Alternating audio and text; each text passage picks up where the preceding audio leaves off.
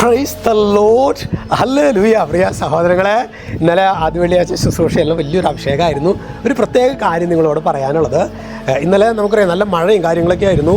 ചുരം കയറുന്ന സമയത്ത് ഭയങ്കര കോട, ഞങ്ങൾ ഇന്ന് വരെ ഇല്ലാത്ത വിധത്തിൽ നമുക്ക് മുൻപിലുള്ളത് കാണില്ല, അത്രയും കോടയായിരുന്നു.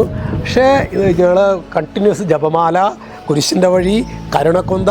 അപ്പോൾ ശരിക്കും യാത്ര അത്ര സുഖകരമൊന്നും ആയിരുന്നില്ലെങ്കിൽ പോലും ഭയങ്കരമായ നമുക്ക് ഒരു ക്ഷീണവും ഇല്ലാത്ത വിധത്തിലാണ് ഇന്നലെ മുഴുവൻ ശുശ്രൂഷ. പോയി വന്നു 150ഓളം കിലോമീറ്റർ മണ്ണത്തിൽ കൂടി പോകുമ്പോൾ ഏതാണ്ട് 150ഓളം കിലോമീറ്റർ ഉണ്ട്.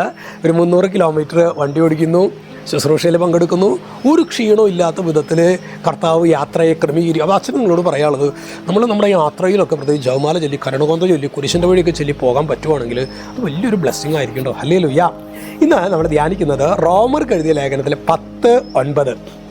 അവിടെ വചനം വെളിപ്പെടുത്താണ്, യേശു കർത്താവാണ് എന്ന് അധരം കൊണ്ട് ഏറ്റുപറയുകയും ദൈവം അവനെ മരിച്ചവരിൽ നിന്ന് ഉയർപ്പിച്ചു എന്ന് ഹൃദയം കൊണ്ട് വിശ്വസിക്കുകയും ചെയ്താൽ നീ രക്ഷ പ്രാപിക്കും.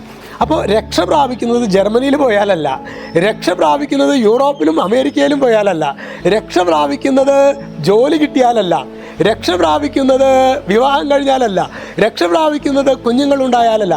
രക്ഷ പ്രാപിക്കാനുള്ള ഏക മാർഗം യേശുവിനെ അധരം കൊണ്ട് ഏറ്റുപറയണം. അതിലൊരു പ്രധാനപ്പെട്ട കാര്യമാണ് സഹോദരങ്ങളെ, ഈശോ മിശിഹായ്ക്ക് ഒരു ക്രിസ്ത്യാനി വേറൊരു ക്രിസ്ത്യാനിനെ കാണുമ്പോൾ എന്താ പറയുക? ഈശോ മിശിഹായ്ക്ക് അച്ഛന്മാരെ കാണുമ്പോൾ വരെ ഗുഡ് മോർണിംഗ്, പിന്നെ നമസ്തേ, ഇങ്ങനെയൊക്കെ. അതൊന്നും മോശമെന്നല്ല കേട്ടോ ഞാൻ പറയുന്നത്. പക്ഷെ നമ്മളുടെ പണ്ട് കാലങ്ങളിലൊക്കെ ഒരച്ഛനെ കാണുമ്പോൾ ഈശോ മിശിഹായ്ക്ക് സ്തുതിയായിരിക്കട്ടെ, ഈശോയിൽ അച്ഛനെ ഇത് നിങ്ങൾ കാണുന്നതാണ്.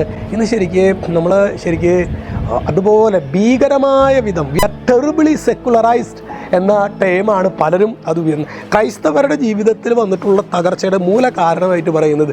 V are terribly secularised. അതായത് ഈശോയെ, അതാണ് യേശു കർത്താവാണ് എന്ന് അധരം കൊണ്ട് ഏറ്റുപറയുകയും. ആരാ പറയുന്നത് സഹോദരങ്ങളെ? ദൈവം അവനെ മരിച്ചവരിൽ നിന്ന് ഉയർപ്പിച്ചു എന്ന് ഹൃദയം കൊണ്ട് വിശ്വസിക്കുകയും ചെയ്താൽ, അങ്ങനെ മാത്രം ഈ രണ്ട് കാര്യങ്ങൾ ചെയ്താലാണ് നീ രക്ഷപ്പെടുകയുള്ളൂ. ഇന്ന് ആദ്യ ശനിയാഴ്ചയാണ്. പരിശുദ്ധ അമ്മയ്ക്ക് പ്രത്യേകം പ്രതിഷ്ഠിക്കപ്പെട്ട ദിവസമാണ്. അമ്മയോട് ചേർന്ന് പ്രാർത്ഥിക്കുക. നമ്മൾ ഈ നീന്തൽ പഠിക്കുമ്പോഴൊക്കെ പലരും പറയാറുണ്ട്, പ്രാർത്ഥിക്കാൻ പറ്റുന്നില്ല അച്ഛാ, ജപമാല ചെല്ലാൻ പറ്റുന്നില്ല അച്ഛാ, അങ്ങനെയൊക്കെ പലരും പറയാറുണ്ട്. ഒറ്റ കാര്യമാണ് എനിക്ക് നിങ്ങളോട് പറയാനുള്ളത്, നീന്തൽ പഠിക്കാനായിട്ട് സഹോദരങ്ങളെ ഒരു എളുപ്പ വഴിയില്ല. എളുപ്പത്തിൽ ക്രിയ ചെയ്യുക ഇല്ല, വെള്ളത്തിലേക്ക് എടുത്ത് ചാടണം. ഇതുപോലെ തന്നെ പ്രാർത്ഥിച്ചങ്ങോട്ട് തുടങ്ങുക, ജപമാല ചൊല്ലി തുടങ്ങുന്നത്. അപ്പോൾ എന്താ നിയോഗം എന്താണ്? രണ്ട് കാര്യങ്ങൾ. യേശുവിനെ അധരം കൊണ്ട്, യേശു കർത്താവാണെന്ന് അധരം കൊണ്ട് ഏറ്റുപറയണം. അതിൽ പ്രധാനപ്പെട്ടതാണ് അച്ഛന്മാരെ കാണുമ്പോൾ ഈശോ മിശിഹായ്ക്ക് സ്തുതിയായിരിക്കട്ടെ എന്ന് പറയുക. അല്ലെങ്കിൽ കാറ്റീസത്തിൻ്റെ പ്രോഗ്രാമുകളിൽ പോലും, യൂണിറ്റിൻ്റെ പ്രോഗ്രാമുകളിൽ പോലും നമസ്കാരം അങ്ങനെയുള്ള വാക്കുകൾ നമ്മൾ ഉപയോഗിക്കുന്നുണ്ടെങ്കിൽ ഈശോ മിശിഹായ്ക്ക് സ്തുതിയായിരിക്കട്ടെ, അല്ലെങ്കിൽ ദൈവനാമത്തിന് മഹത്വം ഉണ്ടാകട്ടെ എന്ന് പറയാതെ നമ്മൾ ഈ വക പരിപാടികൾ നമ്മൾ പറയുന്നുണ്ടെങ്കിൽ നമ്മൾ ടെറിബിളി സെക്കുലറൈസ്ഡ് എന്ന് പറഞ്ഞില്ലെങ്കിലല്ലേ സഹോദരങ്ങൾ അത്ഭുതമുള്ളൂ. ഇപ്പോൾ അതുകൊണ്ട് ഈ ജപമാല ചൊല്ലി പ്രാർത്ഥിക്കുമ്പോൾ രണ്ട് കാര്യങ്ങൾ: ഒന്ന്, യേശുവിനെ അധരം കൊണ്ട് ഏറ്റുപറയണം; രണ്ട്, ദൈവം അവനെ മരിച്ചവരിൽ നിന്ന് ഉയർപ്പിച്ചു എന്ന് ഹൃദയം കൊണ്ട് വിശ്വസിക്കണം. ഈ രണ്ട് അഭിഷേകങ്ങൾക്ക് വേണ്ടി നമുക്ക് പ്രാർത്ഥിക്കാം. ഈശോ നമ്മെ സമൃദ്ധമായിട്ട് അനുഗ്രഹിക്കട്ടെ. രക്ഷിതാവായ യേശു ക്രിസ്തുവിൻ്റെ നാമത്തിൽ അനുഗ്രഹിക്കുന്നു, ഇപ്പോഴും എപ്പോഴും എന്നേക്കും. ആമേൻ.